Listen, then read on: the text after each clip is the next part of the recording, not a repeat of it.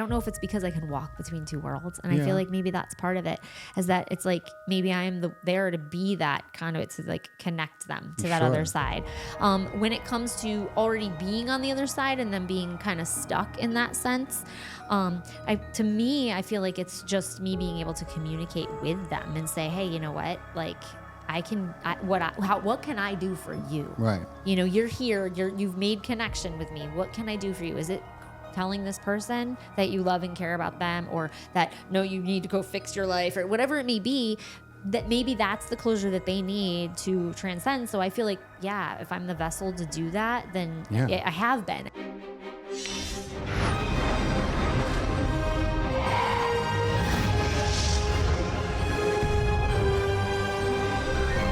Welcome to Far Out with Faust, everybody. I am Faust Chicho, and today I am very excited to be joined by Andrea Ramos. Let me tell you about this incredible woman and what she's been up to. So she's known as the nurse medium, and she's an internationally recognized psychic medium, medical intuitive, and trauma-informed mental health professional. She has the incredible ability to connect individuals with their loved ones who have crossed over, delivering messages of love, peace, and healing. In addition to mediumship, she uses her gift as a former nurse and as a medical intuitive to provide unique insight into physical and emotional challenges, offering guidance that blends science, spirituality, and holistic healing. She's based in Fort Myers, Florida, and she runs a private practice specializing in EMDR therapy, helping individuals and couples heal from trauma. We'll get into a little bit of that for those of you wondering what that acronym may mean. She's licensed in nearly all 50 states, and she works with clients from diverse backgrounds, including vets, first responders, survivors of human trafficking. We'll tell you a story about that after this too, and sexual trauma. She bridges the gap between physical and spiritual realms, guiding others towards clarity, closure, healing, and transformation. Andrea, thank you so much for being in. Thank you. It's so good to have you in person. Thank you. I'm excited to be here. Absolutely. So I found Andrea at the Conscious Life Expo. Mm-hmm. That was February? February, early February, I believe. Yeah. So I get very excited when I'm in the room with a medium or a clairvoyant, because anything can happen. But so that's why I really Spirit shows up. It's not just us in the room. You never know. And I've just seen some remarkable things happen, in different places when I was in the room with them and they're doing their thing. So I was like, I'm glad you came. Well, thank you for having me. But so I want to talk a little bit. Most people choose their careers, but some people are chosen by their careers. And it's usually through something that's very hard to explain. But I was wondering if you could try and share how you ended up in this career choice. So as a medium, as well as a nurse, and as well as a mental health provider, so like there's a couple, I love different things. So when it came to my mediumship, I just remember I was born in Florida, actually, and moved like when I was only like a few days old or something like that to upstate New York. And I remember being in my parents' master bedroom, and I'm standing in this, like in their master bath, and I'm looking in the mirror, and in the mirror right behind me is this guy. And I'm like, and obviously I'm like, and I turn around, he's not there. And I'm like, so I run downstairs, my very Catholic mother, very Jewish father. And I'm like, I see dead people, just like the movie, right? Sixth Sense. And they're looking at me like, no, you didn't. Like, what is wrong? How old were you? I was probably around 8, I would say 8 or 9 when we moved into that house. And I was just, I was scared, but yet excited, I guess, if you could say. And because it wasn't very frightening. It wasn't like, I mean, in the moment it was, right? But then you like run downstairs, and then what was more frightening is everybody saying like, no, don't do that. Like, they're going to put you away. Like, you shouldn't say that. You don't see that. Like, and then it's like imaginary friends, whatever it may be, right? So fast forward, it becomes, teenage years, throw a party, like have fun. And it becomes like a party trick for my friends. And they're like, oh, did you hear? Like, Andrea talked to my dead grandmother. Like, and I'm just like, don't tell people, like it's going to get out. I'm going to be put away. So fast forward again. We're about to like know how much I love. So in my first chapter, my first marriage, I become pregnant with my son. He's now 13, shares the same gifts that I do, and like on a next level, he's just magic. But anyhow, I was sharing these stories with my husband at the time, and he's just like, you have to figure this out. Like, that this is a gift, I feel like. And I was like, no, it's a curse. And he's like, no. And I'm like, and I can't tell people because I have these credentials.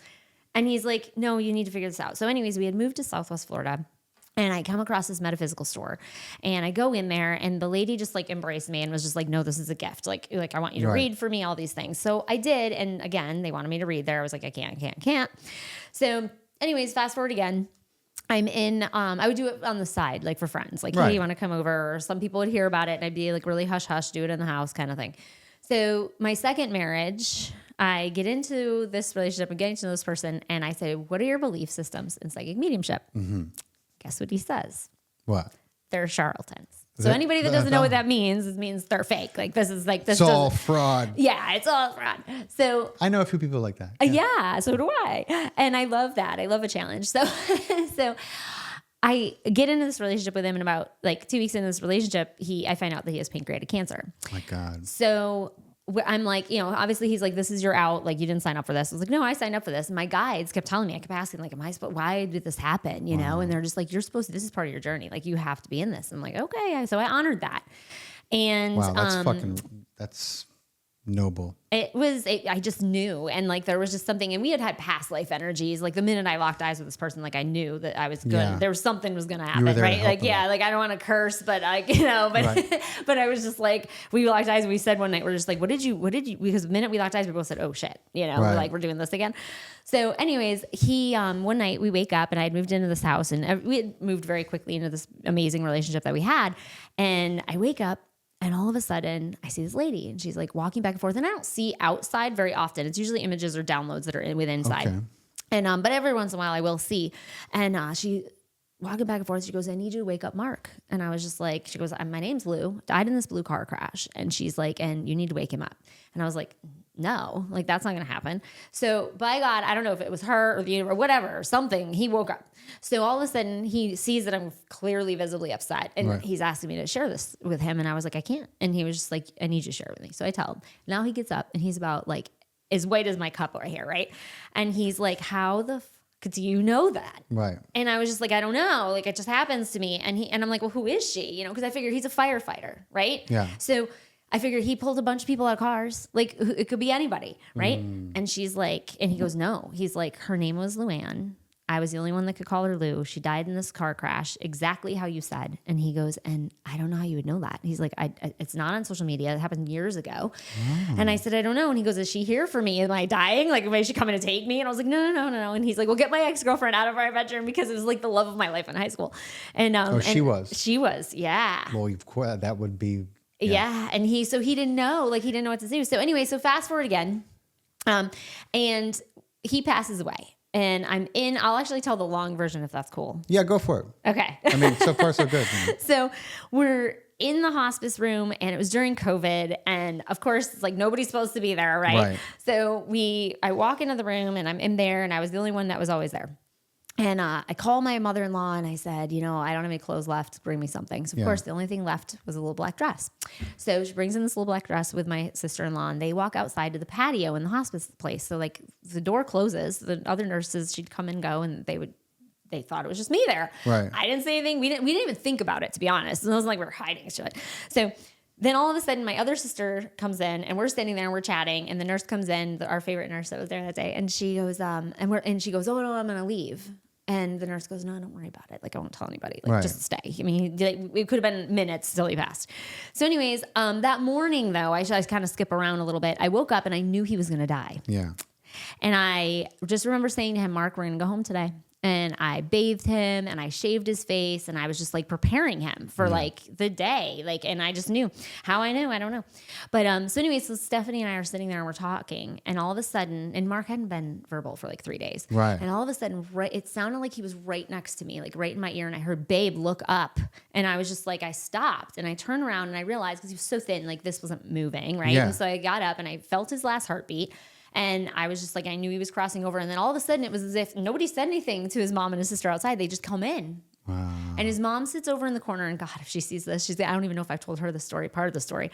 And she sits over in the corner in this chair and she's crying. And obviously one of the sisters, I think, left or whatever. And we're all in there and it was just magic. All of a sudden I went into nurse mode. I hit the button and was like telling the nurse, like, come with your stethoscope, he's passing. So anyways, all of a sudden I saw angels and I saw like all of these things, and I saw his dad like standing next to his mom. Now, granted, they'd been divorced for years, but I was seeing it. I'm like, oh my gosh, like he's literally crossing. So it was just this most amazing feeling. And like the ceiling, like just, it felt like it shattered, like, cause I kept seeing stuff and like everything shifted. And then I heard again, like, babe, please use your gift. And I was just like, what? Like, you know, it was just wild. So anyways, fast forward again, we sell the house. I know I'm skipping over some parts because I don't want to. What did he want you to use your gift for? I don't know that. I think now I think I know, but at the time I didn't know. So I think now it was really just to share these stories, knowing that like people are okay. Like that they're still with us. Like he had crossed over, but he was still able to communicate with me. That's my version of it. But, so anyway, so we had this beautiful home in Bonita Springs, and we were selling the house, and I'm walking through the house and I found this shoebox and there's nothing else in the house. The house is like, everything was empty. And it's covered in duct tape. And I'm like, what is this? So I like called my sister. Nobody knew what it was. So I was like, all right. So I open up this shoebox, and on the top of it was a picture of Mark and Lou in front of the blue car with all these beautiful love letters. Oh, wow. From when they were like kids. And I was like, oh. And in the beginning, your ego gets in the way, right? And you're just like, oh, you know, she got him. And then it was just like, but then all of a sudden I felt like blanket of peace. And it was just like, no, he's good. He's with somebody that loves and cares about him. He's with his dad. He's with all these people. And then I could hear it and I could feel it. Yeah. But people talk about like near death experience and stuff like that. But I want to kind of back up to like the hospice room. It was like people, I was reading this book that I was given by a friend of mine called Imagine Heaven. And it was a little hard for me to read because it was very Christian based. And I was like, I'm like, and they said some things about mediums. I was like, yeah, there were fallen angels and we're like the devil.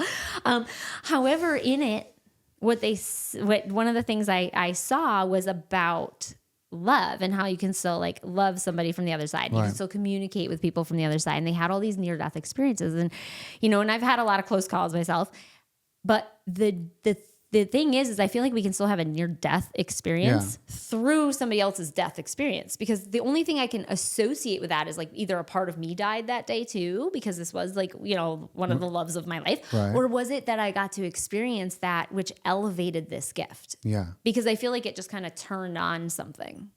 I think there's probably a lot to what you're like the latter, you know, because I think the fact that people have these near-death experiences and they're so widely shared is like, you know, that's an awe-inspiring account to read, and there's a lot of consistencies in them. And it's like, you know, like I'm like obviously big into, you know, the spiritual nature of what people will call, you know, UFOs or whatever, you know, but like oftentimes not necessarily when they're ours, when they're man-made, but when they're theirs, you know, and they show up, they are trying to remind humanity that there's so much fucking more that they don't, that they're missing. And it creates a sense of wonder and curiosity, and it opens up perspective. I have a friend, he's a complete atheist. In fact, he bemoans God. He needs a lot of healing and help. But, you know, he was like, did you ever see one? He asked me if I ever saw a UFO, because I was big into them. And at the time, I hadn't seen one yet. I've seen a lot since. But I was like, honestly, I've never seen one in person. He was like, I saw one once. He was like, it's fucking religious. I was like, religious? He was like, I don't know how else to describe it. It was like a religious experience. I was like, that's fascinating, Mr. Atheist, that you would call this sighting religious, you know? But that's what it was. It was like, it was this moment for him.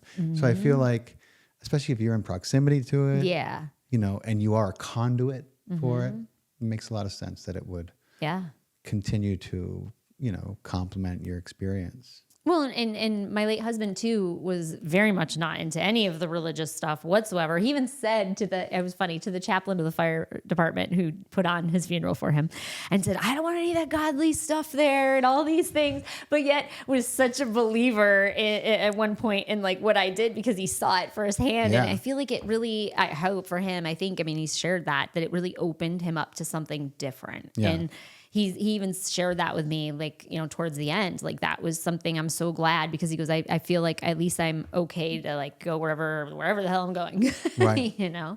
Yeah. It's wild. Some people know things and they don't know how they know.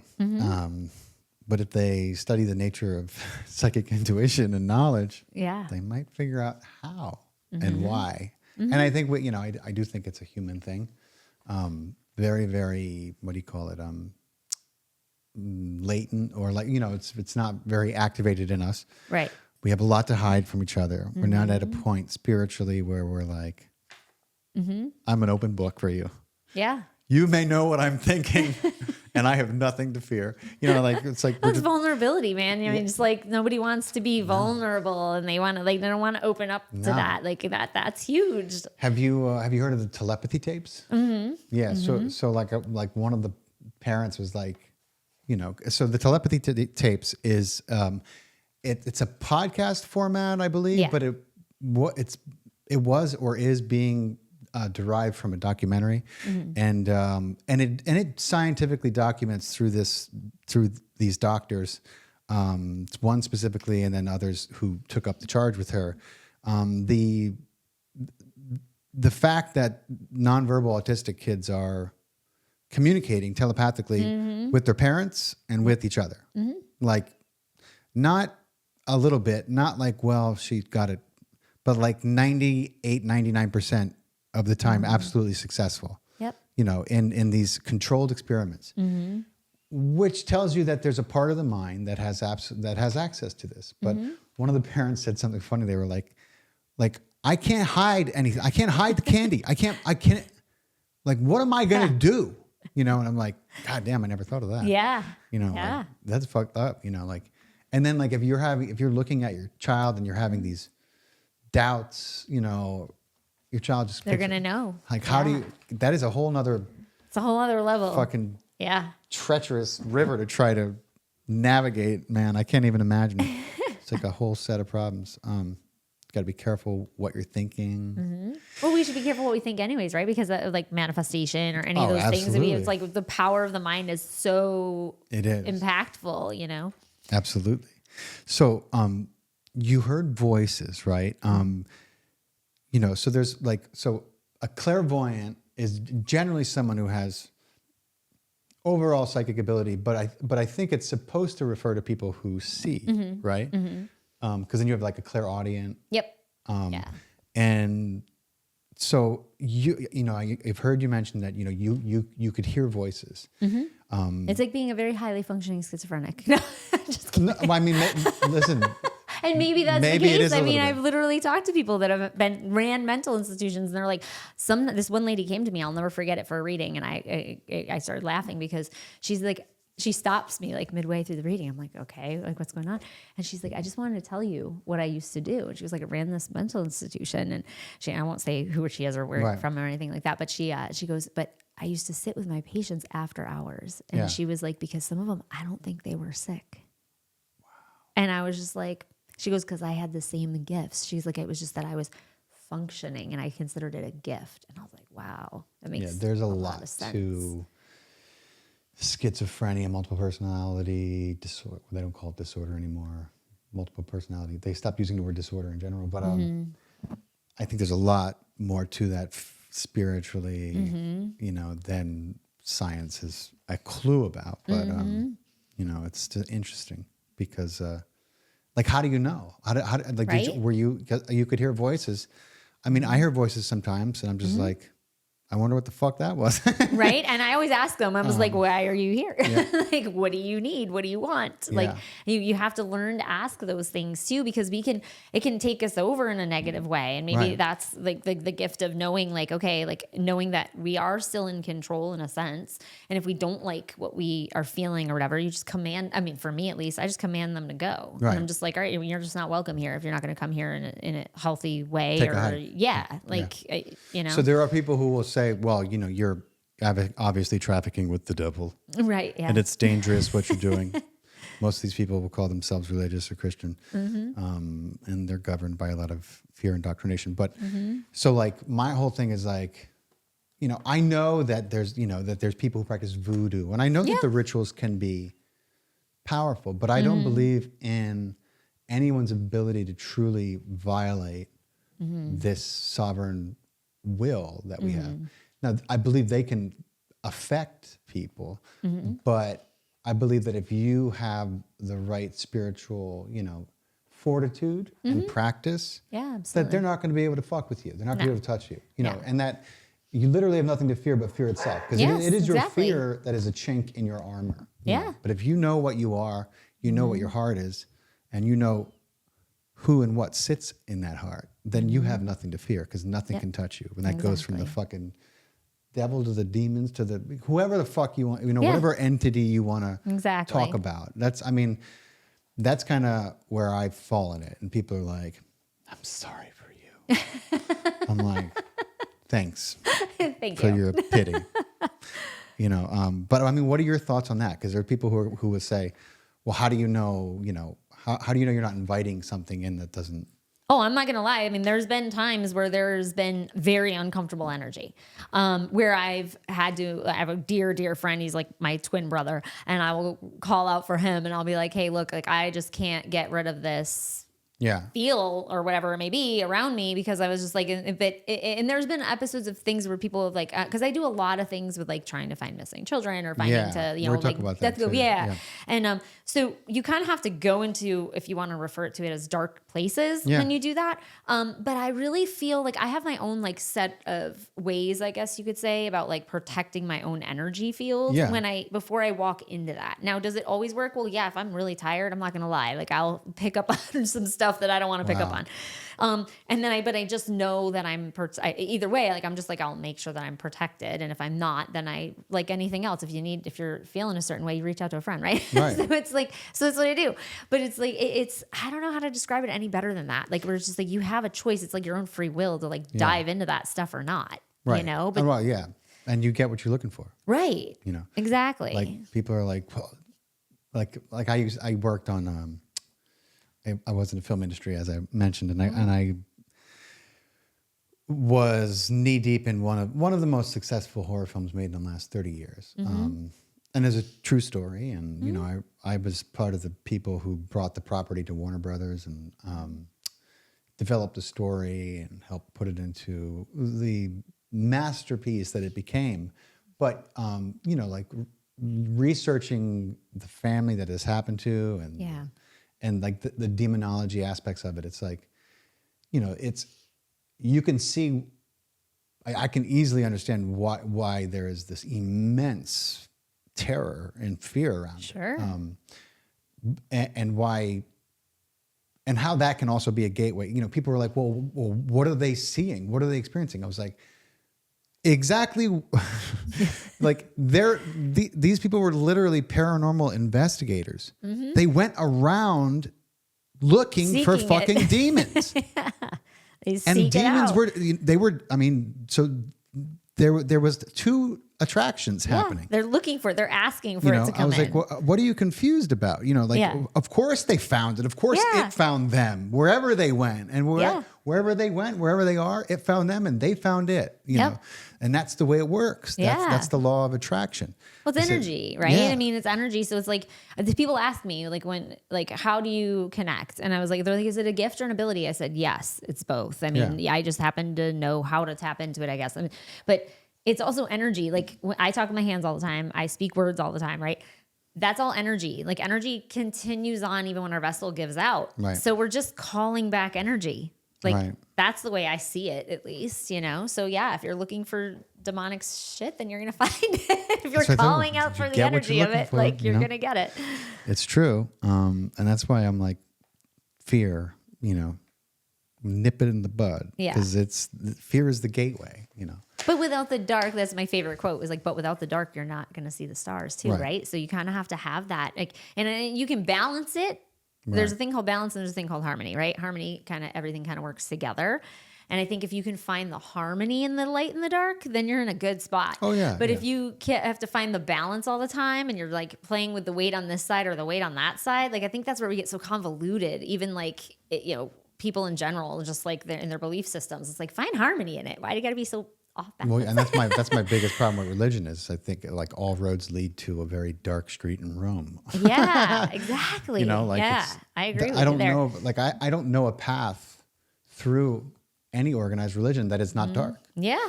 And it's like, oh, yeah. And it's not like, oh, you come out of the other side, sunshines and rainbows. No, you come out of the other side thinking that you're going to burn in a stinky sulfur, eternal flame area of some dimension. Yeah. Because, God has nothing better to do than create dimensions like that. But so let's, so most people think like that intuition is like, they call it a gut feeling, which is always fascinating. Or say, oh, I just knew it by heart. Now we're getting a lot of science to understand why we say those things. Right? Yeah. We know there's neurons in the gut. We know there's neurons in the heart. It's alive. It's the whole, it's part of our memory system. But so like for you, when this happens, obviously this is something more than just like, a kind of an intuitive feeling in the gut. Like most time it's something that's impossible to ignore. Is that, is that typically the way you experience it? It's funny you mentioned the gut because I actually have Crohn's disease and I'm colon cancer survivor. So for me, it's like my gut has always been affected by things, but I think it goes further back than that. So like in my belief, like past life energies, like I had somebody say that you were like, I was disemboweled. It makes sense because when they had me on the table to take out some of my bowel, like during the Crohn's surgery and stuff and the colon cancer, it was, that literally said that it's like fell out on the table. And I was just like, oh, so was I reliving that past life? And then things got better and better and better. But yes, you tap into that. Even as a nurse, like I always tapped into it. I always felt something and I always felt it in my gut. But this is our second brain in a sense, right? There's, like you said, there's all these live things in there and they're communicating on this like pathway, right? So if this is messed up, then this is going to be messed up and vice versa, right? So, but I think that it's just, I tend to pay attention to where I'm feeling things, but even when I'm doing readings, they tend to affect what I call the pain body. So anybody that does like yoga and stuff, they understand that there's different levels or sheaths, right?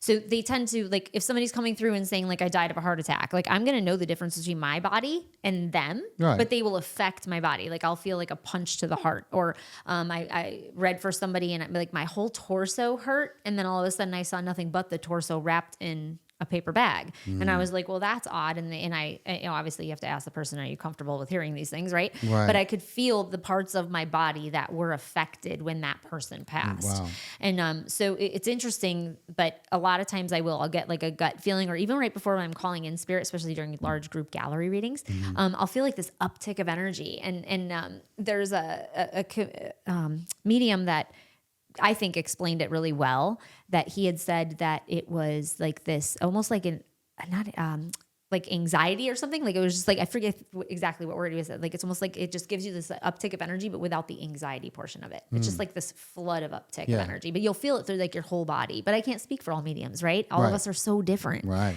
So that's how it affects me though. Interesting. So there, like, do you get a lot? Is there a lot of imagery, or is there sometimes imagery? Is it like obviously sometimes, like I've been in a room where they're like, I'm hearing an elephant. I'm like, wait, fucking elephant? Who the fuck had an elephant? You know what I mean? Like where's the freaking elephant? Crazy. And then someone's like, oh, I worked with elephants. I was like, Jesus Christ. Yeah. No, and you'll like, I'll hear that. Sometimes I'll actually hear it. Like, and then, or I'll see something. Like I was doing a reading, recently and, literally this is so funny. Like a pizza popped right up in my face. Oh, and wow. I was just like, why is there a pizza? Like, and had just moved from this person over to this person. And then all of a sudden this person's family member was like, no, you're not going to go yet. And I was just like, what? And I'm like, well, if I'm not going to go yet, you better give me something to work with. And they popped this pizza and I go, is there a connection to, and I can't remember if it was a grandfather or whatever it was, but I was like, a connection to like a pizza in this person. And I said, I know that sounds crazy because it sounds crazy to me. Why was this pizza? She goes, oh my God, he passed away because he choked on this piece of pizza. What? And I was like, what? And I'm like, no way. But it's those little things like that. But I'll see things. It's like, I refer to them as like downloads in my head. Like I'll hear it or I'll actually physically feel them place something. Lately, what's new for me is they've been writing their names in my hand. Wow. So like something will come through and I'll be like, who's Maria or Anna, whoever it is. And they'll write it out in my hand, which is odd. But I feel like every day it's evolving. There's something new that's coming in, but I'm also open to all of it. Like for me, it's not even about me. Like, and I know it sounds crazy, but like, it's not even about me. Like I do this because I want people to feel that sense of like connection again. Yeah. I want them to feel peace if that's what that brings them. Maybe it's to open them up even. Like maybe they're there as like a total skeptic. Great. I want that. Right. Because if we can shift that, like we shifted it for Mark, then all the better. Maybe that's that's my purpose. You I don't could know. change someone's life, with a little bit of, with a little bit of closure, I mean, like, and that's why, the people who operate in the fraudulent area of this, why it's so, there's such a vitriol for them, because they're preying on that, Yeah. But it is powerful. I think it can be like a really big game changer for people who are, especially people who are seeking closure, who never got a chance to have even a word, It's a very, very powerful thing. Well, it's an interesting thing too, how it can actually bring people together too. And I won't share names, and I hope that's okay that I share this part, but I feel like it could be. But I recently had been in Sedona, and I know you and I'll talk about that story later on about like finding that person. But, we're gonna. But there was a I reached out to a friend, and I just felt like I had to reach out to him for some reason, and I just went on that. So the gut feeling, right? And he writes back to me. I was like, "Hey, how are you?" And I was like, "I just felt like I need to reach out to you." And he's like, "A kid died and hit the back of my car." And I was like, "What?" And I'm like, "I'm so sorry. Are you okay?" He's like, "And it wasn't my fault." He's like, I'm so upset about it." And I was like, "Oh my gosh." Well, I leave Sedona, and I don't know if it was the next day or the day after. And a friend reaches out to me, and he's like, "Hey," he's like, "I don't believe in this stuff." He's like, "But I kind of like need to talk." And I was like, "Okay." And hadn't talked to him in a while, and all of a sudden he starts saying like, my nephew passed and all these things, and can you connect? And I instantaneously start connecting, and I was like, okay. I told him all the things, and all of a sudden I see the picture of my friend when I was in Sedona, who had called me and said this kid hit my car and passed. Oh no! All of a sudden his truck flashes in front of me. Now, we all went to high school together. Yeah. And I said, "Oh my God." And he goes, "I just wish I knew the driver's name. I want to make sure the driver's okay." And I said to myself, "Oh man," I'm like, "I think I know who the driver is." And I think you do too. I got chills like even just now. And I just was like, "Oh my gosh." So it's crazy how like and I've known all these people too. So to me, I'm like, is there some sort of web that we're in, and we're all so interconnected, and that like, if you like the person, then you tie the bow tighter and you keep connection with that person, or you just snip it, right? You snip the cord and you're like, bye. But it was interesting to see that come together like that. And I was going somewhere with it, but I can't remember where I was going, but I just like listened to it, and it was just like, and I could see it and I could hear it and I could feel it on all these different levels. I could hear the person's name, but then that person put something in my hand, and it was just like, so I will feel them do things too. So it's interesting. I don't know. It's just odd. That's awesome. There's a lot of ways, but so you connected those two, and it was the same. It was the person, and they reached out, and it was really beautiful because they needed it on both ends. Yeah. The families both needed each other. Wow. So at the end of the day, it was amazing because that driver really was still taking things and holding guilt for things that he didn't even do, right? But he was just like, the child was his child's age, and there was all these things, and it was just like, it really hit that person. And the other family was just, they knew that their son was unfortunately in the wrong, and they knew that, but they were open to admitting that. But they were more worried about the driver because they knew that their son. So imagine like the beauty in that. Yeah. So amazing. I love stories like that. That's really cool. That's an amazing connection, and somehow they were both like, let me just call. Yeah, let's phone Andrea. I mean, like, what are the odds? Just a coincidence. Good idea. They both had a great idea. Yeah, exactly. So you're pulling information. Sometimes, like we were talking about, and maybe we'll get into that in a little bit. But when you're talking about some of the like life-saving, what can be life-saving information in more than one way? But my other question is, so when you scan someone's body or spirit, like I'm sure you have like one-on-one sessions. Like, are you tapping into like the Akashic memory or their energy or something or someone, and then you just kind of act like a hub almost. Is that kind of the way it goes? Yeah, when I do, I love one-on-ones. I love both the galleries and the one-on-ones, but the one-on-ones, you're tapped into that person, Right. right? And you're tapped into It's whatever probably easier. they bring in, you know? And it's like, yeah, you're not being pulled in 20 different directions. Right. But you're tapped right into them. So yes, Akashic records definitely come up, past life energies, right? All of those things, but a lot of spirits, and it's interesting. It's like, it's not just, it's like their, ascended masters. It's like their spirit guides. It's their loved ones that have crossed that are giving me these messages. Cause I don't have time to look up people. Like I don't have time for that. Even like, I don't even look at the emails or anything like that. I just don't pay attention to it because I don't have time and I don't want that. Right. I want to know that what I'm doing is real. I want to know that Sure, that person can, And so I tap into their energy, but they come there at their own free will. So they also have to be open. So I tell people, I start a lot of my readings off by saying, like, think of this as an open house. You can't have an open house and lock the front door because they're going to be there. Trust me. We'll get little bits of information because you're going to hear them banging on the window going, hey, why aren't you letting me in? Right? You're going to hear that. You're going to get that. But if you're open and you can open up your heart space to that, and I always tell people, think of the top of your head like a teapot, right? Open up the teapot and allow that energy and just pull it in. They're going to give you so much guidance that, like, I mean, not that I don't want to help people and not that, but like you can get a lot of your own messages, right? Like you don't always have to go to a psychic. Now all my psychic friends are gonna be like, why'd you say that? Don't say that. But it's true. Like if we can learn how to, and maybe that's part of the gift of going for a reading, right? Is that you can learn how to be open, to learn to know that like the people are still there and then you can tap into that energy field. So absolutely. And you can open yourself up to all kinds of information.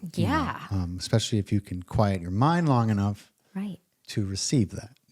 Problem is people are like, okay, I'm open.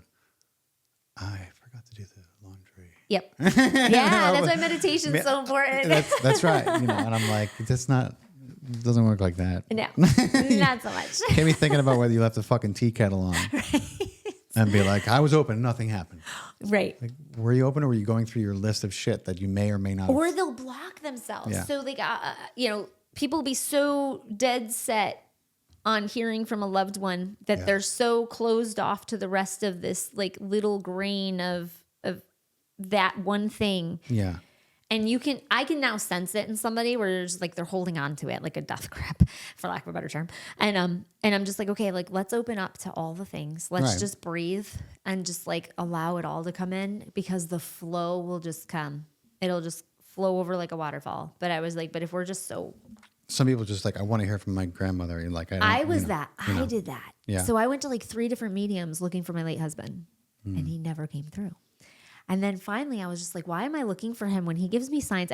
For crying out loud, yesterday he gave me a sign. I was literally walking down the street here and I was like, Mark, if you're around, can you give me a sign? And guess what drove by? A fire truck. And people were like, oh yeah, a fire truck. Right. And I go, it was not just a fire truck, but his engine number was engine number 21. Wow. And was it not engine 21 that drove by? Right when I asked that. Yeah. So like you can ask for it. You can get your own signs. Totally. You can get things, but sometimes we're so blocked off that we're not even seeing the sign. Right. Give them something definitive. That's what I tell people. Give them something that you know that you're looking for so they can actually show it to you versus so like they could be sending you signs all day long and you don't know what they are.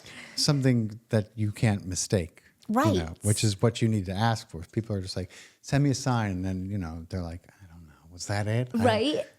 Be specific. It can't be a specific request, but it can be, you can be specific in please make sure that whatever it is, I know it's you. Yeah. Whatever. It's like manifesting, right? Like exactly. If you're manifesting something, you have to have a pretty solid viewpoint on it because if not, it still may not come out exactly like how you wished it. Hopefully it's better, but you have to have solidification. Totally. And then you have to let go of any idea of how it may or may not find you. Right. So that the universe can work its magic. But if you're like, well, it could come into existence, like, now you're hampering the universe from doing what it does so well. Yeah. So it's similar. It's crazy. But, so when you connect, like who are you actually talking to? Like in what's your beliefs on this? Like obviously their soul family, their ancestors, are they angels? Are they other versions of, like, are they just taking this, like, what is your sense of what you're actually connecting to when you're working with people and you're connecting to their loved ones or to, like maybe it hasn't always been a loved one. Maybe it's been a dog or pet, I love it when animals know. come through. Yeah, it's interesting because I connect to all of them, but a lot of people ask me all the time, like, what are my guides' names? That's one thing that I don't hear unless it's a loved one as a guide. Like, let's say William, the grandfather, came through, and all of a sudden that's who it was, and they told me that name. That's different, right? Then I know who I'm speaking to. I know who they are. They've said I'm the grandfather. My name's William. Blah blah blah blah. Right? Now, if it's a guide, I will hear that I am one of their guides, or I am an ascended master. Or I had one guy recently that had a Native American Indian come through. It was just that he was a guide, and he showed me. He had a big headdress on, and he was like, "Show me," but he didn't give me a name. Right. Maybe that'll evolve into that. I don't know. Maybe we don't need the names of that. Right. Maybe we just need to know that they're here, right? But they'll give me the guidance. But I also am very how do I want to put it? Like, I also tell people that it's also vibrational energy in the moment. So if we're getting a message from a guide or a loved one and we don't like the path that it's about to take, it's vibrational energy. And this is just all they're showing us is this is the projected path. Right. It doesn't necessarily mean prophecy. It's going. Yeah. So and so we can change that energetically. Right. So I always tell people, I'm like, that's my full disclosure. But yes, so when I speak to them, I will know who it is typically. And if it's a dog, usually a loved one brings through a dog, unless somebody hasn't lost anybody really close to them and they're just coming for like a guidance thing. Right. And I always tease because the guidance is kind of like validation. I feel like we already kind of know, but sometimes we just like look for that other person to kind of validate that. And that's, I think, what our guides do for us, right? They come through and they're just like, yeah, you're going down this one path and you better fix that. Like, and you could do X, Y, Z. And I think they're there to kind of like push us back into alignment sometimes too. Certainly. So. We're trying like hell. Anyway. Yeah. Right. Yeah. Yeah. So, they say we all have all of us have like two guides assigned to us, or at least I've read that, some people three, like, are those people special needs? Because I probably have three. I'm definitely more. Three. I probably have a team. Send someone else. Can't take your eye off him for a second. But so like, are they like, and everyone has different ideas about this, but is that your soul family? Are those angels in training? Like, what are they? Are they your immediate ancestors that have passed, who then take up the torch for you? Like, how, what is your experience with that? Well, it's interesting you say, do they take up the torch for you? Because what I've noticed a lot of times, and it's such a beautiful thing when it happens, is that a lot of times that ancestor, when they pass, it's the ending of a cycle of something. So it's almost like they don't have to pass the torch anymore. It's just like, well, I get chills every time I think about it, and then or they'll thank a family member, like after they're passing, like, hey, thanks for raising the kids the different way. Like, thanks for doing X, Y, Z a different way, because you broke this shitty family chain that we had going on and somebody needed to do it. Wow. So thanks for not taking the torch. Right. And it's just like so impactful. And sometimes that's what somebody needs to hear too. And I can see people's like lives change, I know that would change my life in a lot of ways if I had heard that for certain things. Yeah. But so it's as far as guides, I don't really know like how many guides we necessarily have. And I feel like from what I've heard from spirit that guides shift and change too. Right. Like, I feel like it's who are we needing in that moment? What are we needing in the moment? But I will say that I read for this one lady who was very spiritual, and she was very, I think it was her daughter that got her this reading, and she was very, very timid. Even had the daughter stay for the reading. Oh, really? Was very, very nervous about this. And I will kid you not, I saw like Archangel Michael, Raphael, all these amazing angels come forward, and I was like, wow, like just to like, I feel like in that moment they came forward first to show her you're supported here. Right. You're okay. Like, and I am a believer in that. I'm not gonna lie. Like, I have a big connection with Archangel Michael. And I know that that's like also I work with a lot of law enforcement, and that's like the patron saint of law enforcement. So of course, like, why wouldn't that be around me a lot too, to help guide me maybe, to protect them and guide them in the right way on their journey. Like, as I'm helping them through like EMDR and things like that too. So so I hope that answered the question. No, I think it definitely does. And I think it's probably different for each person and where they're at, and I've had experiences sitting down with mediums and, been all at once, surprised by who they said was around me, and also not surprised at all. Sure. Yeah. Like, I was like, I knew that they were going to be here, but so it's fascinating. And I think everyone should do it at least once, right? Yeah. I mean, I don't know, not just because it's what I do, but it's also because I just think it can be so healing on so many levels, or even just open your eyes to something. Just be open, Absolutely. So what's waiting for us on the other side then? Oh, that's a great question. So from what I see, I've seen both sides of this, so to speak, which is interesting because the person hadn't actually crossed technically. So my family grew up very Jewish. So there was no hell. There was there wasn't any of that stuff. So, but then, the Catholic mom was just like, yeah, there's heaven and hell and all these things. Right. But then she was open to all these other things too.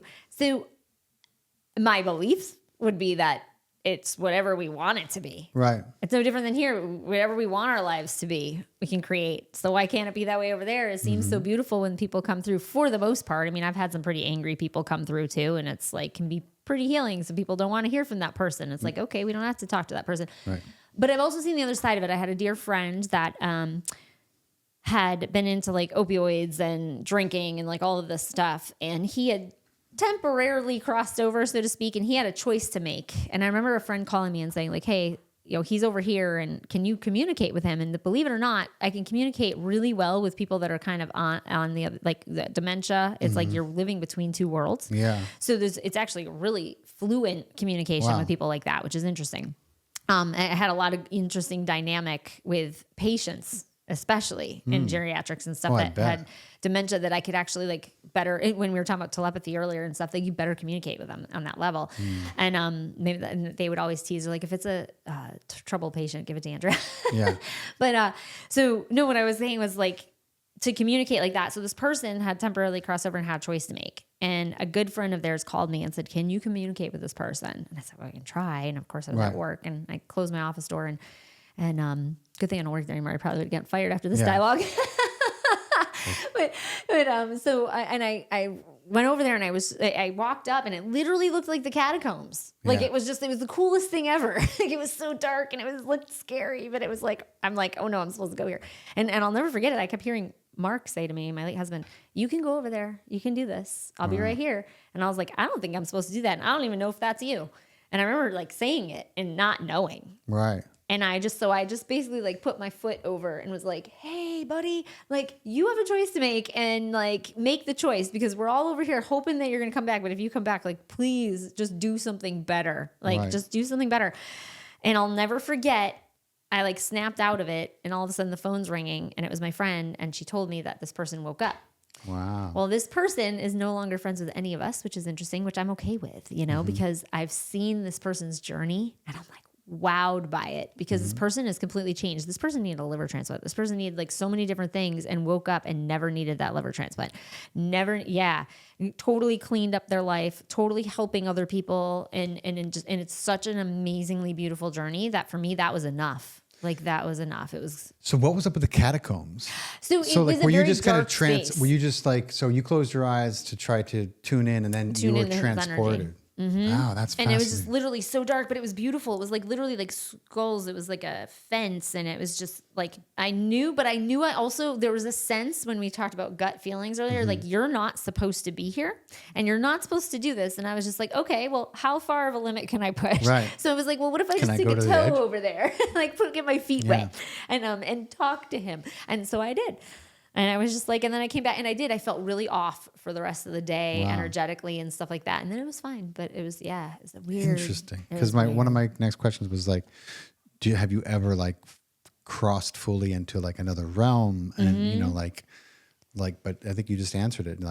So that can happen. Which is wild. But you still have the power, I believe, or you have to call in somebody to help you back, and just kind of be, I don't know, I feel it's your own free will to go over there. It's got to be your, hopefully you can get back. I think most of the time people get back, Yeah.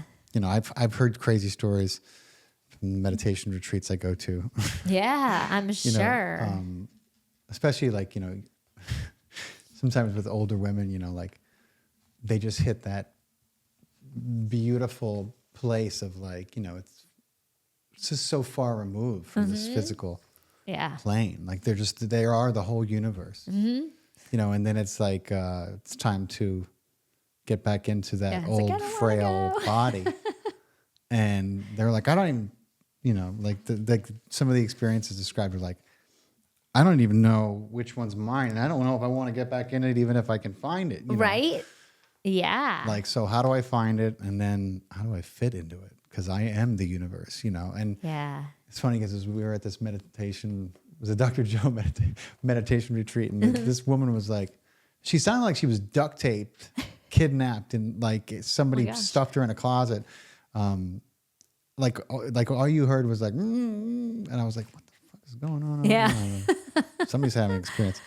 And then afterwards she was like, I was trying to find my body, like my body was trying to, like almost like a dolphin, so that And the frequency, the astral, could find it, could hone in on it and find it, and then get back into it. Yeah. Well, it's interesting because when I go in to do readings, it's like I go into like this theta state and I just go up and I just imagine that I'm somewhere up here. I don't know. Like that's just what works for me. And it's just kind of like I just go up and I ask for my guides to protect me. And like I ask for the people to come in and I'm like, nothing of low vibrations, welcome here. Like just keep things vibrationally elevated. And I'll be sitting there through that. But then, I always say it feels like a runner's high afterwards. And then I kind of tap back into my own body. And it's like, it's odd. And I'll have a lot of people even be around me and be like, I'm so calm around you. Meanwhile, I'm like, but I feel like I'm also transmuting so much constantly. Yeah. It's like a highway, right? Like I have a tendency to like, even with the Akashic records, like translating or transmuting things of other people. Like maybe that's the empath in me too, but it's just constantly going. So I feel like this, I'm functioning, but I can feel it. And then they're like, I'm so calm. And I'm just like, well, like, no wonder it makes sense, right? But also tapping in the body, I wanted to kind of segue into something really quick because my son actually told me, I was always told I would never get pregnant. And I remember my son, as soon as he could talk, telling me, I picked you. Wow. I picked you. I was able to come down and I picked you and I picked Dad. And he goes, and he told me a story that I didn't know. My husband hadn't shared it with me. And he's like, I remember Daddy sitting on the side of the bed. And he goes, it was a low bed. And we had an Asian platform bed. And he was talking to Gigi and was saying, I really want a baby, but I know this isn't going to happen. And she just told him to pray. And he did. And I was like, really? I was like, he did? And he goes, and I heard him. And he goes, and I picked you. And I kid you not, it was our anniversary weekend. And sure enough, he was there and he knew it. And I was like, wow, like, how did you just know that you like dropped into this physical body? But we've had dialogues about that where he's like, yeah, Mom, he was, it was so hard to like get to know my human body. He's like, cause I'm not from here. Right. So yeah, it's wild, isn't it? But we hit these different frequencies. Like when you're talking about UFOs too, like even like sounds can like that transmute that you just like, you go somewhere else. Totally. Like that in more than one occasion. Completely whisked away by sound or tone or a musical note, like gone, like powerful. Well, people will say that even during therapy sessions, they'll be like, "Oh, I can't stand yelling," and I know I was one of those people. I grew up in a house where there's lots of yelling, Me too, yeah. And it would but that tone, right, takes you somewhere else. It's no different than when you're in a meditation or you're going somewhere else. So I tell people that are like, "Oh, it doesn't work," blah blah blah. I'm like, it works in your normal everyday life. Right. Like it's taking you somewhere. Even what's wild is like, if you ever see a dog, like when a dog hears something, they shift their head. Yep. And if you've ever had an experience where you're having like an extraordinary input of sensory information, like this has happened to me in plant ceremonies. Like the slightest shift shifts everything. Everything.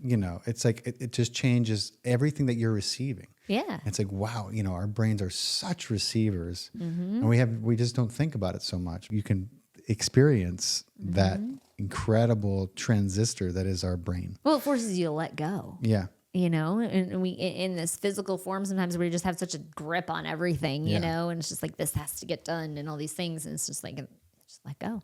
Yeah. Well, that's the challenge. Yeah. That's the challenge every time I do it. I'm like, can I let go and not be scared that, even if I'm going to shake off this physical coil, can I let go? And I do this dance. Yeah. It's like, yeah, I can let go. No, I can't let go. Yes, I can let go. It's like, it's like the fucking, well, that's the harmony, salsa. right? Yeah. It's not finding the balance. Yeah, exactly. So we talked about other realms, and so I'm a little nervous to ask this, but okay. then now you got it. Now I'm intrigued.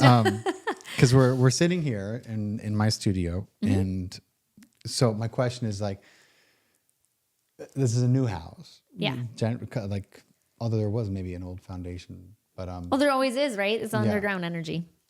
So my question is like, is there anyone else here with us, or have you got any input at all since you got here? I haven't really tapped into the energy other than when I pulled in and could feel the energy and the warmth of what you guys have created. I didn't pick up anything as far as like an energy being in the home, like here. There is a lot of underground energy here, and I'm not really sure what I don't really know. I know this is a very historic area, so there is a lot of history here. Roswell has been amazing, and walking through that. So, I mean, I don't know how much Civil War action actually happened here in Roswell. Yeah. Are you familiar with that? Well, this is considered Marietta, though we're right on top of Roswell. But I'm sure that there was something. Because I keep picking up like Civil War energy, like that kind of energy, but I'm not sure what's happened here. But as far as your ground energy, I feel that you guys have actually done a really nice job of maintaining the energy. So that's a big thing in a home where you can pick up, if I were to pick up on an energy within the home, although I do pick up on your grandfather like a lot from dad's side.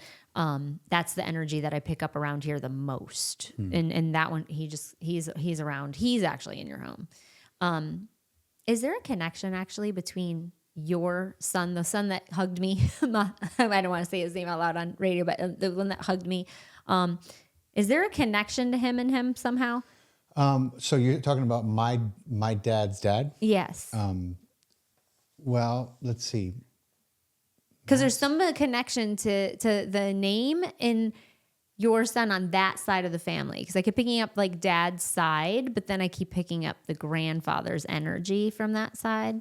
Yeah. I don't know. There's a stronger connection only in name because my oldest shares a middle name. Okay, maybe we're talking about the oldest then. Because I know that there's some sort of connection to the name in that side of the family.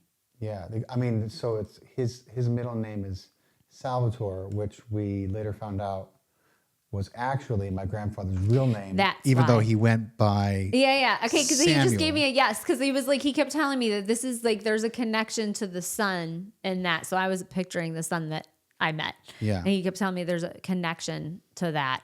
I'm also picking up somebody that passed from like heart or lung, because I'm just picking up like it's almost like it's like going up my lung, like almost like I want to say it almost feels like it's like filling up. I mean, my brother, my older brother, Christopher, I mean, it was tough to figure out but he literally filled like it's like almost like I'm foam. Like he was like, there's a long. Was this like 20 something years ago? Why am I seeing the number 20? I don't know. It was only 2 years ago. Okay, so 2, but I'm seeing something about 20, but we'll go with that in a minute. I don't know about well, maybe it was. Well, it was 2022. I want to say the year was 2022. It was about 2-3 years ago almost. And so when he passed, everything had fallen apart. He had, his health was pretty good for a long time. He was born with a lot of handicaps, and on top of those handicaps, he had very rare blood combination that he got from my father. He got a sickle cell trait from my father and a thalassemia trait from my mother. Oh, wow. And so, my dad, the sickle cell traits it's paired with a normal trait. It has no effect. My mom, thalassemia trait paired with a normal trait Has It's no a effect. mess. Yeah. My twin brother and I, we got a normal trait from each. You got a 1 in 4 shot. Yep. Christopher got the only one that he could get from my father, and the only one that he could get from my mother that could possibly cause him problems. And even that wouldn't have been enough. But to boot, he was also an identical twin, and they were, I don't know how many months premature. They didn't even know they were having twins. It was a fiasco, and the doctors broke my mother's water, and she went into labor. The babies were this big. Christopher was not breathing on his own, and his brother Craig was. So obviously, like, you know, they did everything they could to save Christopher. Craig died 14 days later, and Christopher lived against all odds, you know. And then they figured out that he couldn't hear very well. They thought he was deaf, but then with hearing aids, he was able to finally learn to speak. His one leg was a little shorter, his limp became more and more pronounced. And then what happened with his blood genetic disease, or whatever you call it, there's just so few literature because it's not so common. His blood, when he would be triggered into a crisis, his blood would sickle like a sickle cell anemic, and it would hit the cell wall, and it was mostly in the extremities. But the pain in men, they say, is like child labor in women. It was it's fucking terrible. Yeah. So, you know, when he was young, he was very resilient. He was limber. He could run. He played sports with us. He would play tackle football for the longest time. And then when he got to be a teenager, his bones started to get a little more brittle. Yeah. He was all-time quarterback then. He loved sports. He loved gambling. And then, you know, by the time he was a senior in high school, things were a lot more complicated. You know, like he started to be very, once he got sick and anything could trigger it, you know, he was down. And you know, Tylenol wasn't cutting it. You know, the pain was too bad. He had to go to the hospital. And it was like that for a while. And then he tried to get involved in relationships, but you know, the emotional maturity was and experience was just not there. And, you know, he did have 1 or 2 girlfriends, God bless their souls. But it was very stressful for him. You know, he wasn't sure how to act, and he had a lot of feeling. But why do I get dizzy like around him? So like whenever I get dizzy, I don't mean to interrupt you, but like he was like giving me like a dizzy feeling. So a lot of times when I get a dizzy feeling, there's some sort of like addiction or something that helped with the crossing over. When you say, what do you mean by addiction? Like I've also taken, like I had to take things that were like whether this be like opioids or something that was like a bigger level that like helped him in his crossing over. Well, he was on a lot of morphine. That's okay. So blood transfusions became regular. The go-to. Not like a sickle cell anemic, but like if he got bad enough and they couldn't turn it around, there was always, we can just do a transfusion. We'll do a full transfusion. And he would be like, we used to bust his balls, be like, bounce back. Like, you're like a fucking vampire. He's a cat. He has 9 lives. You know, and if he was healthy, he was the happiest dude in the fucking room. Every room he walked in, he lit up. He was great. You know, he was never bitter about anything. He was just happy to be alive. Yeah. As long as he could walk around and see his friends and bust their balls, he was the happiest dude in the room, you know. But towards the end, and there's a lot of speculation on why everything deteriorated. But he hadn't been to a hospital in almost 6 years. He stopped chasing girls. His life, ladies man, you know, took much less of a stressful. And he was like, you know, bragging. He broke a record. He hadn't been in a hospital for 6 fucking years. That's the most in his whole life. Yeah. And then COVID happened.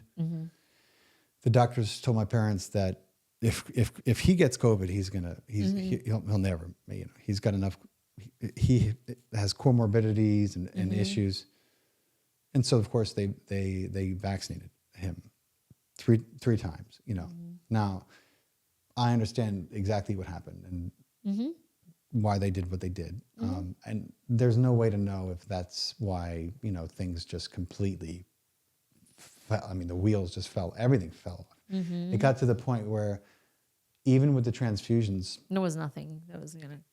Yeah. I mean, at the end, he had blood coming out of every orifice. Mm-hmm. Oh, that's what I kept seeing. Because I would remember I said I kept seeing something coming up and out. Yeah. It was coming out of his mouth, his butt, everywhere it could, because they didn't realize that everything everything had fallen apart, essentially, because they were still trying to give him blood, because he had this. I went and visited him. God, when I saw how bad he was, I was at a conference in San Diego, and I dropped everything and I flew there because I couldn't believe what he looked like. I mean, we've had calls. I've had calls throughout my life, like, come see your brother. I'm like, really? Like, okay, he's gonna bounce back. You know, I'm like, he's gonna be fucking fine. Dude's, he's always fine.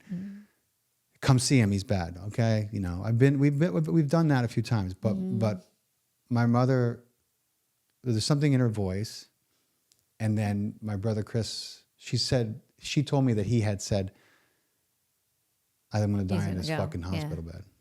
And he never talks like that. He knew. Yeah. And I was like, what? He said that? And of course I texted him. I was like, don't be talking like that. And he was like, I'm tired, And I'm sure he was being stuck in that body. But he got the opportunity, he said, within 3 days. Was it 3 days later after that he passed after that dialogue? Because he keeps showing me I had 3 days that I was able to speed up the process. He was involved in speeding up the process. So I saw him, and then I guess he hadn't really been conscious for like a week. He'd just been out, and when I got there, my parents left, and I was just sitting with them, and they had him on dialysis at the time, and he saw me, and he recognized me, and he sat up, and he gave me a hug, and he was so tired, that took all his energy, but he said my name, and he gave me a hug, and I put a necklace around his neck. And he didn't even know it because he was sleeping, but he kept his hand on that. But he knew it. Yeah, I was going to say he knew it. When he woke up, he kept his hand on that. My mother kept sending me pictures of it because he would sleep with his hand on the necklace. Aww. But he wasn't conscious when I put it around his neck. Yeah, but they know. Like, I'm telling you, he knew. Like, he knew. Like, he was... Like, he just knew. Like, and they know. Like, even as a nurse, like, I would tell patients. Like, patients would... Like... patients' families would say things, and I've actually come across patients' families, not even knowing. They were like, and then we make the connection later, and they're like, "You told us that that person can still hear me. Like, they can still hear me," and I'm a huge believer in that. Right. I've seen it. Like, it's just Then he had this incredible burst of energy and lucidity. Right? He sat up, and my parents were like, and. They were so excited, and he sat up, and he's like, I want to go home, and I was like, fuck, I knew what he meant. Okay, good, because he's like telling me, he's like, he didn't mean that, no. Like meaning the like home. He meant like, I want to go home. I know. Yeah, I knew what he meant. My parents didn't know what he meant. They were like, we're gonna get you home. It was a little heart wrenching, but amazing that So I was like, doing my thing and sending him all this energy, and I know it always goes someplace, Oh yeah. It's very powerful. You can learn to send energy and healing to people, and it goes somewhere, how it'll affect them, you can't know. But the fact that he sat up, and was talking, and it was just fucking amazing. But he did say, he was like, I'm ready to go home. My parents were like, yeah, we're gonna get you home. I'm like, that's not what he means. So I think but he knew you knew what it meant. I sure did. I think it was like a week later he passed. He finally passed. Yeah. And he had one more moment because my parents didn't get it. Yeah. He had one more moment where he became lucid again and told them that he loved them and that he was ready to go home.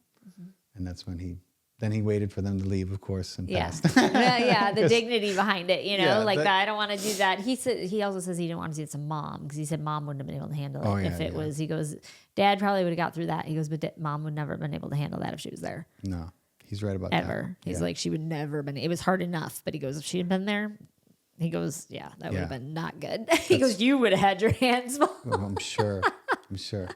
Yeah. It's amazing how we have all this. We're diligent the way we sit, meanwhile they're like, God, if they would only leave, I could get out of here. Right? I know. Well, some people will say that too. Like I know my late husband, he didn't want to be alone. He made me promise. And I think that's why he said, look up. Like I'm like here. And I think, however it came together, maybe it was his energy. Like I'm not going to die alone today. And my wife's not going to be there by herself either. Right. Everybody's going to be here. But I think too, like when they want to pass alone, a lot of times what I've had through readings is that they'll literally say like, I just wanted my dignity to be by myself. I wanted that. Or I wanted this for somebody else. You know what I mean? It's a lot of times it's about that. Yeah. So yeah. He was probably the closest family member. And we really just thought he was going to live forever because he was. You know who he's super close with? And I don't want to say your kids' names, but I know you're going to cut the things out. Is Massimo. He's so connected to him. I don't know what.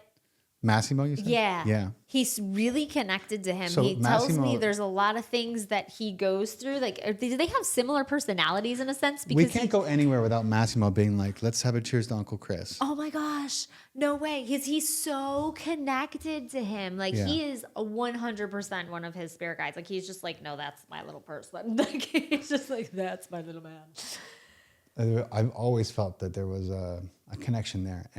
And, since so Massimo went around that funeral like a little angel, hugging and kissing everyone. Yeah, he's so. And they were like, connected.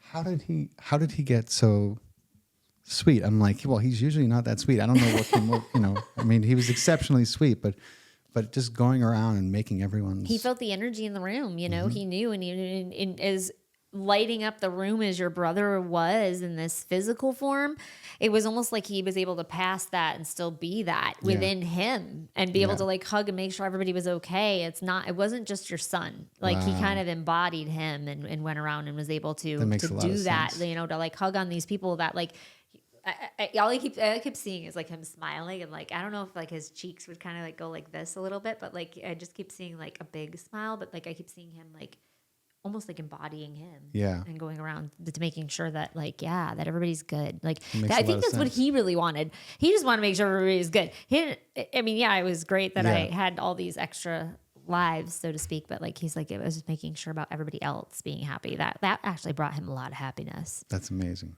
Yeah, it's great to hear. There's definitely a connection between my youngest and and his uncle. Because like I said, to this day, everywhere we go, Massimo would insist on raising. That's so cool. I know. I was like, he's so connected to him. I was like, wow, that's wild. Like he's like, that's his little sidekick. Yeah, for sure, for sure. Amazing. That's awesome. So we talk a lot about higher dimensions, but also, we don't talk about this whole notion of like why do some spirits seem to move on, and why do some people seem to get stuck? And then there's like, stories of like, well, the truth is they don't know where they are. Like, what's your experience with that? So I've noticed that a lot with us, as in our physical form, holding spirit back from being able to transcend and being able to move on to do other things or do the work that maybe they need to do on the other side or do the work for us, right? But we tend to hold them here sometimes because we're mourning so much and we're holding their energy back. So when people say like, oh, this person, I've had that happen where like somebody comes through and like, oh, thank God, Andrea, that my aunt came to me and, came to you because now I can actually move forward because I'm having all of this, like I'm being held here, right? I've also noticed that now I know people say like with like suicides. Yeah. Sometimes they will return to places. I've seen it in homes and, obviously people like go and they feel spirits within homes and stuff like that where they'll return because they're like, that was like their last known place or that was their happy space even. Right. And so they'll go back and they'll be confused and they'll come through to me and they'll be like, I'm so confused. And I'll ask the person like, what happened to this home? I said, because they're returning to this place. And I said, but they're confused. They walk in the door and they're like, oh, well, we sold that house. Well, that's why they're confused, right? And they're like, oh, that makes sense. And then we'll piece it together. But these people, I feel like sometimes they have that where it's like they're just kind of like, I need to tell these people what actually happened. Or a lot of times murders that are unsolved, I'll see that a lot where it's just like, they'll be able to kind of move away. And it's weird because even when I'm reading, like they'll say their piece and then it's almost like they step back. Wow. And so it's interesting when that happens. Like I had one case where the one I was talking about earlier, the torso. And this person, he was 12 years old when this happened. My God. The family, I kept saying to them, I was a mom and a daughter that came in, and I remember saying to them, going, you know, I'm seeing something really graphic. Are you okay with me sharing this? And they said it, and they were like, yeah, yeah. And I said, all I see is this torso, and they keep handing it to the mom. They said that was the only thing of him that they found. Oh my God. And he goes, I just needed to let you guys know that the people that had been involved in this crime, that there is one person still walking the earth, but he's doing the right things now. And they knew that there were 3 people. I get chills every time I talk about it. And the 2 people had been put away. I think both may have gotten the death penalty. I'm not sure. But this third person was still roaming, and they didn't know. Now, I didn't get a name or anything like that. Not that we could do anything with that anyway. But they said that this person literally changed their entire life path. Interesting. And they were like, wow, we really wanted that closure. And I was like, whew. I'm like, I knew nothing about this. I mean, this had happened long before I was even born. Right. It was just wild. But yeah, so I feel like it brings people such peace in a sense. But yeah, that person was definitely like, he kept saying like, I'm a struggle. I'm trying to get their attention. I'm trying to get their attention. Sometimes that's what they're trying to do, is they're just trying to get our attention so they can like give us that sign or give us that. So they can get it, so they can go. Yeah. You know? Yeah. That's interesting. So then how does that, so when you have like a poltergeist, or what they call a poltergeist. Oh, I had one in my house before. Yeah. So like, what is that like a series of, is that more than one? Is it a vortex of, I say it's a portal a lot of times. I had one in a and condo. is it inherently negative, or is it just Not always. confused? I think so. It could go either way. I mean, I had one that terrorized the hell out of us in this one condo, and we had a guy that came in and was trying to clear it, and he was doing like, I don't know, he smoked this thing, I can't remember what it's called, and you could see like skulls in it. He's like, he looks at me, he goes, honey, just move. that's exactly what he said. He goes, just move. And we did. And I remember my late husband, even before I'd had the experience with him, when I moved into his house, and he walked in there and he goes, I don't believe in a lot of things. He's like, but because I pulled up in the driveway and it was a rental, and he's handing this wad of cash to the lady. I go, what are you doing? He was supposed to be in there like painting and patching up the wall for me. He goes, I don't know what the hell is in your son's room. He goes, like, but he goes, every hair on my head stood straight up. And he goes, and I'm not going in that house. He never wanted to spend the night. Nobody ever liked the house. My son wouldn't sleep in his bedroom. Horrible. When we found out that there was like the Trail of Tears that goes up, there's like I-75 in Florida, and my condo was like sitting right on it. And there's all these crystal grids from the Appalachian land and stuff. And apparently my house was sitting right on it. Oh, and I was like hit the corner of where my son's like room was. Skinwalker and I was Ranch. like, forget this. But I moved in the same neighborhood a couple years later after my husband passed. And I moved into one street up, totally different, amazing energy. Yeah. It was wild. But yeah, they just don't know. So when we would have these things happen, like, you know, if you have like drawers opening or whatever, ask them why they're there. They're maybe just trying to get your attention because they know that you're open to it. Right. You know, or maybe they're trying to open you up. Maybe you're not open and they're like, hey. If I open this drawer, maybe they'll fuck you. Right? You know what I mean? Like, yeah. But I feel like, but then when they're terrorizing you, I tell people, well, what do you, maybe pay attention to yourself. Right. Because what is it within you that may be terrified by this? Right. Right. So maybe they're trying to like open you up to something. Maybe they're here for that. Maybe maybe they are confused. Maybe you moved into their space. Right. You know, I had that happen actually in a place that I was staying up in upstate New York, and I was in this house and I was like, I did not want to be in that house anymore. Yeah. And I was just like, I don't know what's going on. And I kept telling them like, you can be here. This is your place before me. I'm just passing through. And they didn't like it. And I found out later that somebody had passed there and all these things. I'm like, oh, no wonder. Yeah. So yeah, I don't know. Interesting. You know, like you can go into almost any place and you can take the temperature of it energetically. You just have to be open to it. You have to realize that there is a temperature to take. You know? And we're not taught that in school, you know, but like, like I was in St. Augustine and, you know, there's such an array of different energies, you know, and most of it is fantastic. But then you get to, you know, the slave ports. Yep. Like just walk underneath that awning and it feels like, feel it.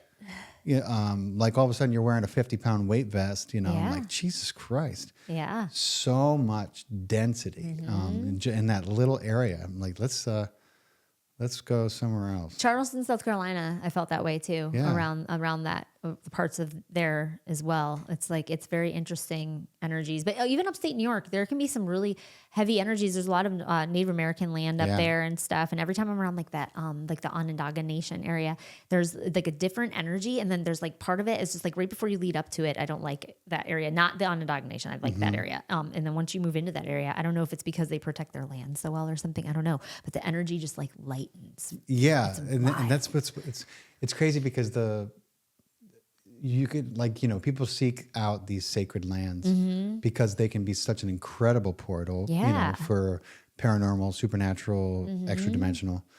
And also, of course, which makes sense, given the infinite spectrum that we live in, they also can be the home of like you have places like Skinwalker Ranch, which, most people will tell you is like, there was fucking something there. And then they came in and they were like, hey, we think you're great. Come on over, bring more of your friends. Wait, no, probably wasn't a good idea. But again, like we have these places on the planet where Sedona, people are like, people don't understand. So go to Sedona, like you go there, and then you can begin to experience, the portals, the vortexes. Why the juniper trees grow in a fucking vortex? Yeah. Find another place where they do that. Right. Try to explain it to me. Right. There's definitely a lot of energy there. And that's why you have all these people who are, they feel there, called there and they build their crystal shops there. Yep. And that I think augments the energy more and more. It does. Yeah, for sure. It's so cool. So let me see here. So have you ever like had to help a soul cross over? And like what happens if someone who like, have you ever been unsuccessful trying to be like, move on or like, because sometimes they are looking for closure, I'm sure. And then other times they're like, I'm not going anywhere. I'm crotchety and I'm dead. Yeah, for real. Well, I think it works in both the earth plane as well as the other realms. So as a nurse, I always said one of the most beautiful things I ever got to experience was death and dying. And I worked oncology. I worked a lot of different units, but one of them was where we'd have what we call actively dying patients. And I worked the COVID unit, as you know. And so we saw like not as many actively dying COVID patients, believe it or not, considering where I was, there wasn't that many, but in Florida, but there was a lot. Yeah. Florida was a little bit of a different beast, right? That's different protocols. We're not even get there right now. But when I had these actively dying patients, I would always seem to get them and I always wanted to. And it was always a beautiful thing too, culturally. I love culture.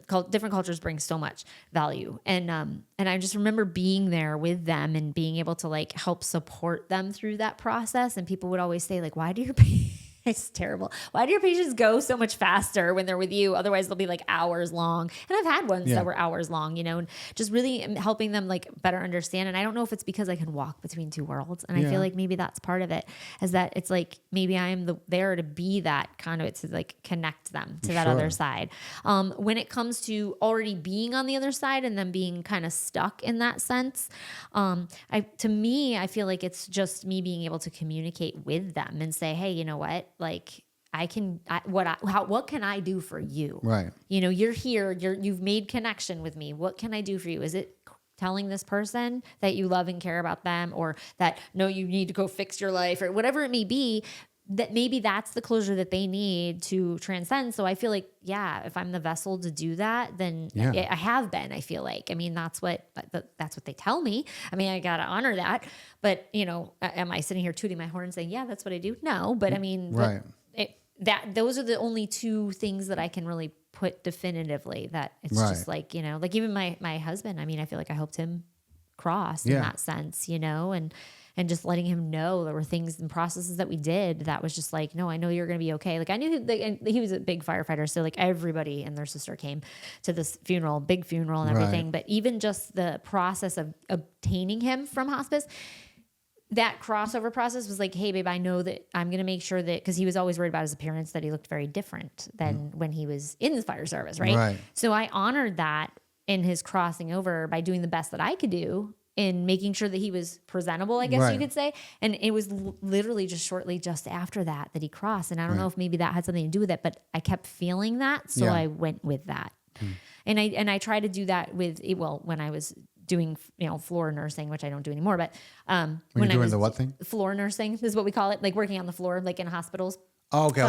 So like when I was just doing like nursing, it would be different. I would, in a sense, but not really, because I would always feel that they were going to cross that day. I Right. just knew. They would always tease me. They would call me the angel of death at work. Like, oh, Because I would just know. yeah. Like my oncology patients, like they would go to leave and I would give them a hug and I would feel the energy, like we're not going to see them again. And they would be like, Jesus, Andrea. Yeah. I'm like, well, I just know. But it was like that, but I would always like when I worked on the floor and we had the actively dying patients, I would always do the same thing. It was like I was preparing them for something. Right. Like I would bathe them. I would make them so comfortable. I'd make sure that they were like cleaned up. I would make, especially during COVID when nobody could be there with them. Nobody. It's terrible. I mean, it's in one way, it makes sense why people transitioned so quickly. Yes. Because there was no one there to hang on for. Mm-hmm. But at the same time, how devastating for, families to this day I know are like, I'll never got to see my brother. They took him and that's it, and like that is so traumatic. Oh, we used to get in trouble. I got written up because I had my cell phone and I took my cell phone out for a family member. I remember, I'll never forget, it was a Native American family. They asked me if I could open the windows and I couldn't because of what floor we were on, 7th floor, I think. And I opened up my phone and I showed them and I let them FaceTime with him. And, they couldn't, the person wasn't communicating. Right, but they could see him. But they could see him. And it was just like, and I remember getting written up for that. And I was like, so what? Fire me. Yeah. Like, fire me. I don't care. You were in Florida at the time, right? I was. Yeah. If you were in New York, they would have arrested you. Probably so. Probably somehow so. she was. Yeah. She put the whole hospital at risk. I put the whole hospital at risk. Yeah. And I was telling you last night too, they would float me from the oncology unit and then the COVID unit. I'm like, how does that make sense? Wow. I mean, it makes a lot of sense now. Yeah. It makes a lot of sense the more you learn about these industries and where they come from. And we could go down a whole tangent, down a whole rabbit hole with that one. We could. Maybe one day we will. But, let's we'll keep it we'll keep it otherworldly today. Yeah. We can revisit some of that stuff. Yeah. But so for anyone who listening who wants to stay connected to the truth and to a bigger reality, like what's your advice to, people who are maybe 10 years older than us, and or we're just not ever exposed to because the big thing about religion is there's a lot of indoctrination that teaches you that somehow like this physical death is the end of something, and it's not. It's like literally the way I understand it is that's fucking impossible. Like the one thing we fear the most, the end. Yeah. Is not in the cards for us. It's not even an option. Yeah. You can go back to source maybe, but chances are you're going to want to do something maybe a little more exciting than just become all that is. Yeah. Not that that's not, I'm sure, incredibly exciting, but I think we've all spent time in that already. And so that's what brought us here to begin with. But what would you say to people who are like, okay, like, I want to know more. I want to experience more. Where do I start? What can I do? Well, if when we're talking about people that are really tapped in with their religion, so to speak, the biggest thing that I say to them, first and foremost, is just hear people. Yeah. Be open to just hearing it. You don't have to believe it. Say that to religious people? Yes, I do. I absolutely do. I know. I love it. And I was like, just be open and hear them. Like I don't always necessarily believe in all of the things that like some of my Christian friends believe in. I don't believe in it, but I'm open to hearing them. Yeah. Right. So like I said in the beginning, just think of it as an open house, like open the door to it and just like, let's hear each other. Because if you read the Bible, they talk about death. They talk about dying. They talk about angels. They talk about all of it. They talk about people coming back. Well, how is that any different than what we're doing here? We're bringing their energy back. We're talking to them. We're talking to angelic energies. We're recycling it. I don't know, but be open to it first and foremost. Yeah. And really check in with your own belief systems first too. Like if you're even that like, oh, I want to know more. Well, then have you done meditation? Right. What do you see when you do that? Right? What are some of your fears in life? Because your fear in life is what also is going to open. If you're not scared and excited at the same time, Right. then I'll tell you, then you're not on the right path. Right. So live in that fear. You have so much to grow from, Right. and who knows how much work you're going to do. If you want to call it God's work, then call it God's work. Yeah. Like you can do that if that's what you want to call it. I don't know. But I just say, just be open to the idea of it. Open up, just like sit with me and Right. talk about it. I'll hear your stuff. I Yeah. might not believe it, but I will hear it. Sure. Let me change your mind about it. Right. Allow me the opportunity to show you who's here still. Right. And if you want to say that I'm the devil for doing that, that's okay. I have big What is it with shoulders. psychics and the I don't know. I was just listening to Joe, Joseph McMoneagle, McMonagle. Yeah, yeah. One of the most incredible remote viewers, Yeah. psychics ever employed by the United States government. Yep.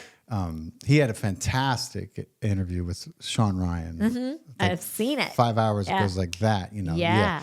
It's some incredible stories about what the abilities that he came into and Yeah. was able to work with towards. I mean, anybody who listens to that and is like, this guy's making it all up. Right? I'm like why? yeah, for Yeah. 5 hours he just Just just creative talking. yeah. Like what? Like you can't make this. You cannot make this shit up. Like I know. there's certainly something to it. So like we had an interesting conversation because you were trying to figure out what was up with this podcast, and I was like, come to Yeah. Georgia, and one of the links I sent you was expired, and your husband now is in law enforcement, and you were like, he was like, you're not going. I don't. This could be like a trap, and I was like, and I had no idea all this was going on.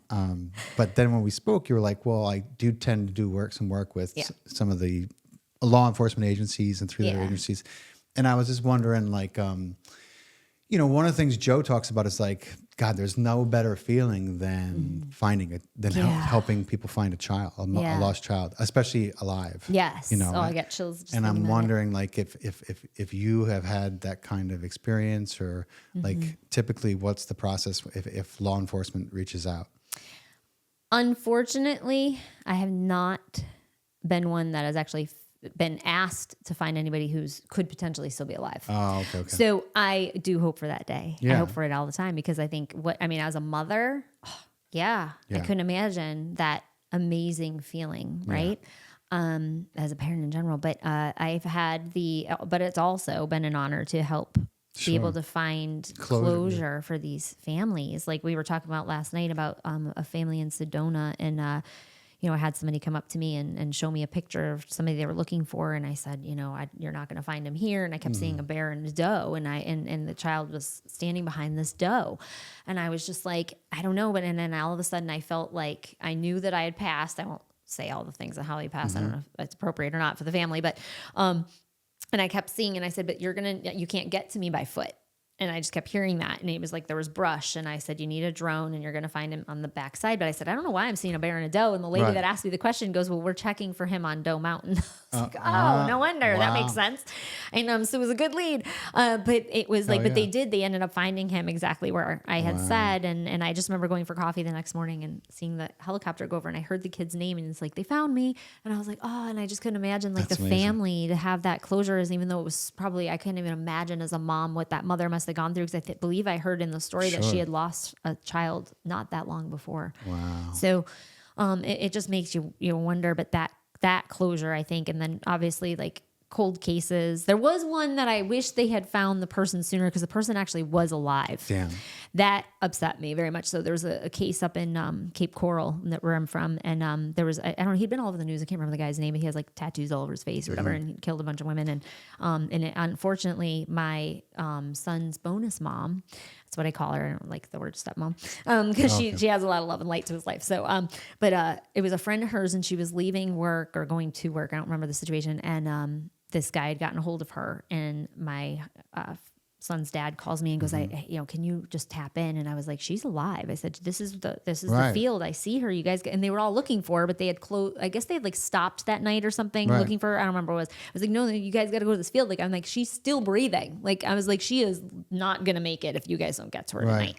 And sure as shit, they found her the next morning. She was gone. Terrible. It was so heart-wrenching. Yeah. So heart-wrenching. That's the other thing Joe said too, is like, the worst is when you're like, look here and hurry up. And they're like, we're not going to look. There's no way. There's no way. You know, you're like, and you understand that there's a finite amount of time when this person has this window to not only be rescued, but be alive when found. And you have these people who are just too skeptical to even believe that there could be something to what you're saying. Yeah. Until it's too late. Yeah. I can't even imagine that. And that's hard because, like I had said before, it's like they're in between they're dancing between these two worlds. And now I had heard her say that even if they had found me, I still would not have made it. So that kind of gave me a little comfort, but yet it was very, very hard for everybody involved. And I was like, oh, it was just like the worst.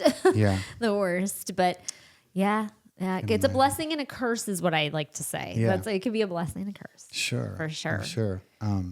So we talked a little bit about, if people want to find you, to have a session with you, do you have a website that you can point them to? I know that you're just getting back on the social media scene. And yes, I'm trying to build that. Yeah. I'm not good with it, but I am getting there. So thenursemedium.com. On there, we're revamping a lot of things. So it's going to look a lot prettier than it does now, but it's a place to funnel people to. So it's great. So yes, you can book your one-on-ones there. I do mediumship, big gallery events all over the world.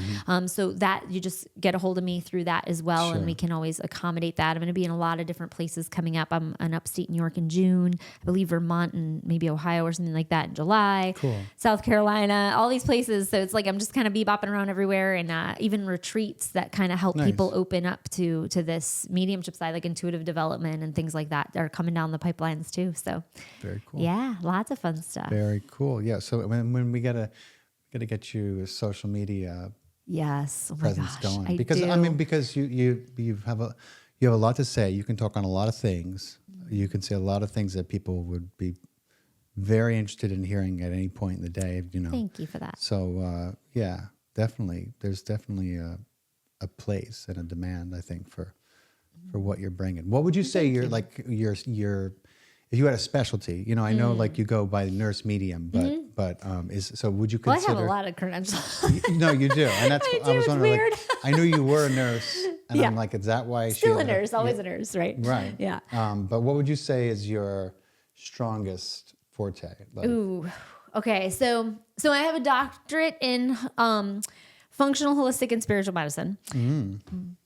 So I love finding the root of problems because we can Band-Aid the crap out of all of these things with medications and all this stuff, right? We could go on a whole nother journey with that one next time. But it's but I like to find the root of all the problems. And in doing that, the intuitive side comes in, and I have a lot of medical intuitive stuff that comes in. So like I could be looking at somebody and being like, oh, B12. Now I'm not just going to go tell you to take B12. I'm going to make sure that we check your labs and stuff too. Right. Disclosure, right?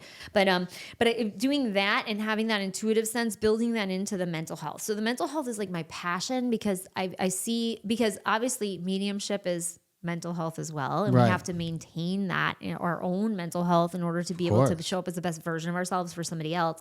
So I think that's my two biggest things is just like really helping people understand that like, I just want to like shake people sometimes and be like, you don't have to live like this, because I too have been there. Like I've done so much work and things, and and work is evolutionary. Like you have to continue doing it every day. Yeah. Right. There's always something to evolve into. And I hope that I'll continue to evolve to help people along their journey, because it's a two-way street. People will come up to me too, and they'll be sitting in a reading, and it's like, sometimes it's a double message. Right. Right. And it's just like, wow, like I think I needed to hear that too.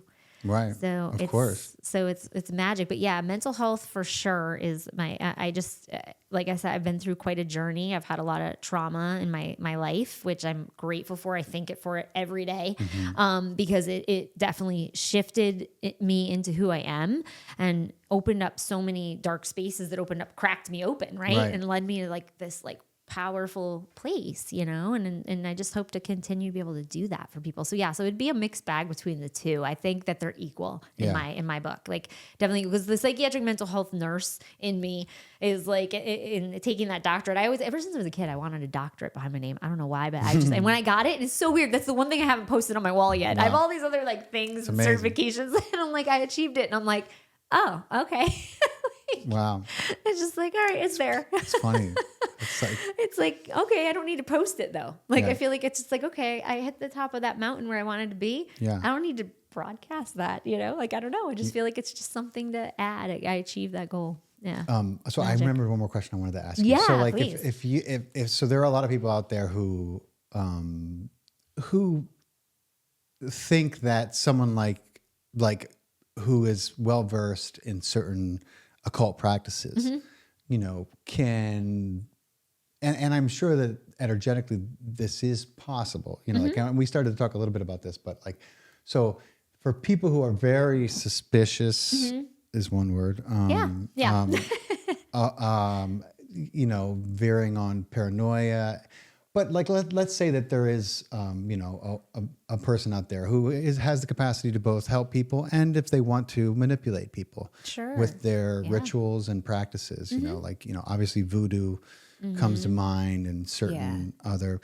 So like, what can people do? Like if you have a fear that you're being targeted, or you have been told, God forbid that you get the evil eye. The Italians used to be the evil eye. You used to have to wear a necklace to protect. The little evil eye. I actually have one on. Like I'm like, what is this for, Nana? She's like, protects you against the evil eye. I'm like, how the fuck do I know if I got the evil? So if somebody gives me a stink eye, I got to worry about my soul. Like, what's going? Anyway, like what can they do to feel safe and to kind of free themselves of this?